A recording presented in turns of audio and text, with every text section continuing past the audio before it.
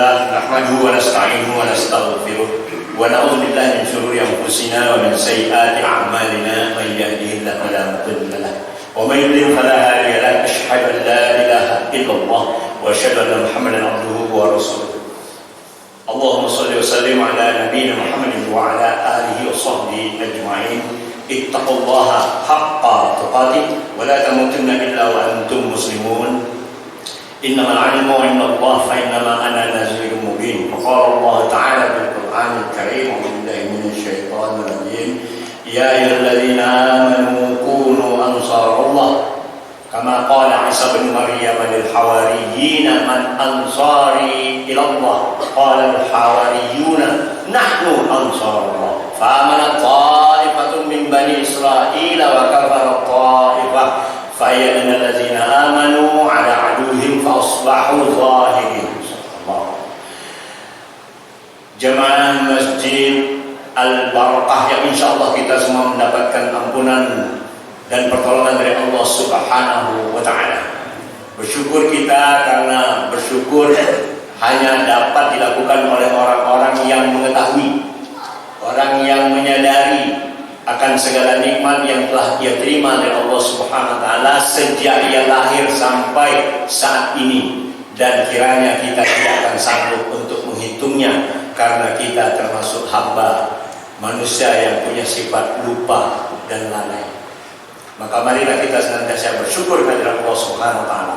Salawat dan salam insyaallah dan senantiasa tercurah kepada junjungan kita Nabi besar Muhammad sallallahu alaihi wasallam serta keluarga beliau, para sahabatnya, dan kita semua yang mau mengikuti apa yang beliau tunjukkan, beliau ajarkan. Judul khutbah kita pada kesempatan ini adalah serigala berbulu domba. Pada mukadimah hati menyampaikan ayat terakhir dari surat As-Saff. Ya ayyuhalladzina amanu, wahai orang-orang yang beriman, kunu ansarullah. Apa kamu yang mau, jadilah kamu penolong agama Allah. Kama qala Isa bin Maryam, seperti berkata Isa bin Maryam telah berkata, qala Isa bin Maryam nahnu ansarullah. Berkata Nabi Isa, kunu ansarullah. Qala Isa bin Maryam lil hawariyin, kepada murid-muridnya, man ansari ilallah, siapa yang mau menolong agama Allah? Qala al hawariyun, berkata murid-muridnya, nahnu ansarullah, kami akan menolong agama Allah.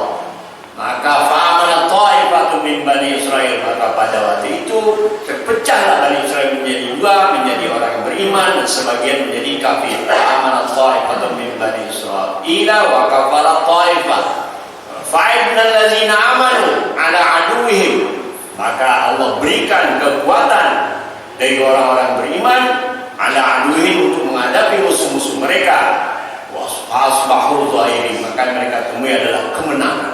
Maka orang-orang yang akan menolong agama Allah, mereka ini akan mendapatkan pertolongan dari Allah Subhanahu wa Ta'ala, mendapatkan kekuatan dari Allah Subhanahu wa Ta'ala, dan akan menjadi benar. Seperti yang pernah saya sampaikan tentang qad aflahal mu'minun, sungguh menanglah orang-orang yang beriman. Jemaah yang insyaallah kita mendapatkan ampunan dan ridha dari Allah Subhanahu wa Ta'ala.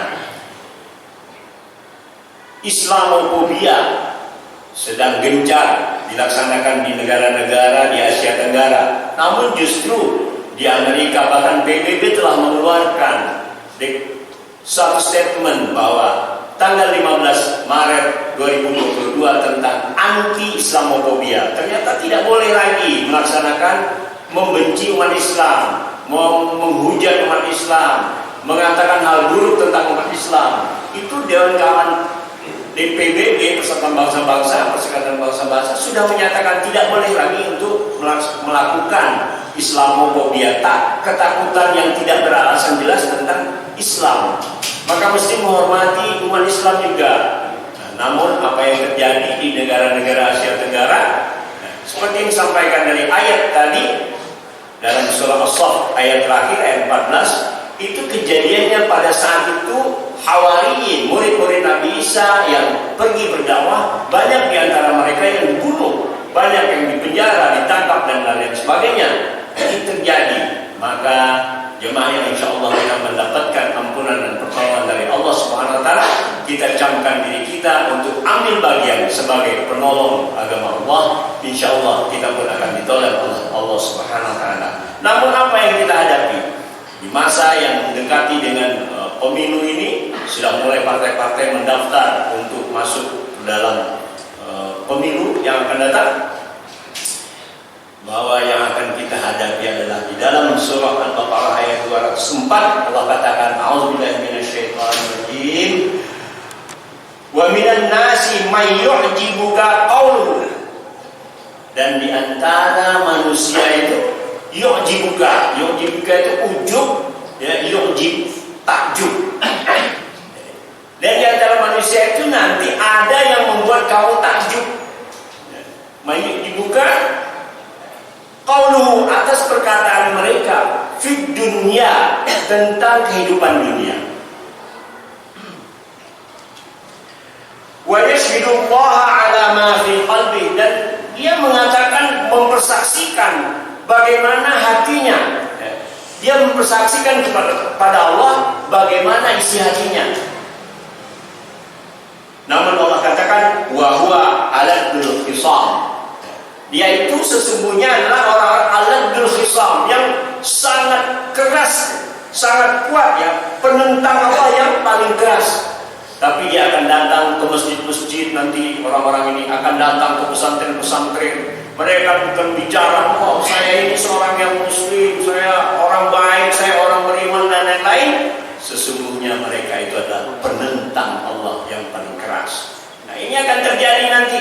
Kita akan tertipu di media sosial, di YouTube. Mereka akan bicara, oh saya adalah orang-orang yang baik, tapi kenyataannya mereka adalah penentang Allah yang paling keras. Di dalam surah Al-Baqarah ayat 204 ada dikisahkan bahwa seorang yang bernama Al-Ahnas bin Shuraik di zaman Rasulullah. Al-Ahnas bin Shuraik ini kalau bertemu dengan Rasulullah, dia selalu memuji Rasulullah. Dia ucapannya tentang kehidupan, tentang bagaimana kondisi masyarakat dan lain-lain sangat menakjubkan dengan data-data yang bagus. Namun apa yang dia lakukan, Ahnas bin Shuraik ini, ketika ia melewati suatu perkampungan muslim, kebun milik orang Islam, milik muslim itu dibakar olehnya. Dan kemudian ada juga ternak, situ ada keledai, ada onta, disembelih oleh Ahnas bin Shuraik. Itu menunjukkan permusuhannya. Dia pikir dia melakukan itu malam hari, orang tidak lihat, tapi Allah Maha mengetahui. Malaikat menyampaikan berita itu kepada Nabi Muhammad. Inilah orang yang nampak serigala berbulu domba.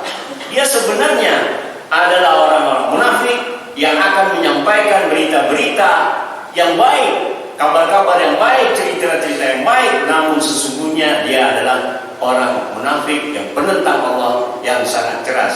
Jemaah yang insya Allah kita mendapatkan ampunan dari Allah Subhanahu wa Ta'ala. Yu'jibuka, membuatmu takjub, terpukau, dan engkau menganggapnya bagus, gitu kan?